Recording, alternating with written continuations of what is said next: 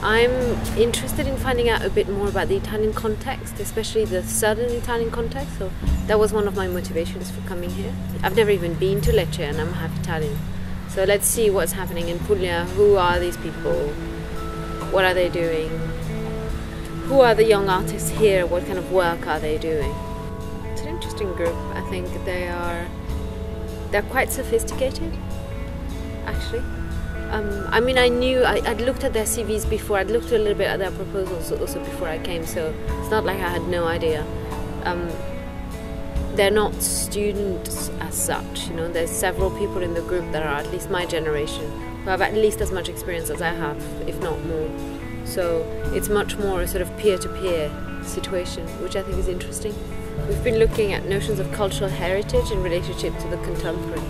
So as contemporary cultural workers, let's say, how we can deal with, on the one hand, working with contexts that are really heavily loaded in terms of history, but also in terms of political and social situations, perhaps.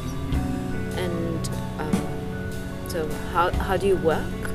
And also how do you relate, how do you constantly relate the past to ways of imagining the future? So that would be my notion of cultural heritage. To set up an initiative like this from a place like here is no easy task.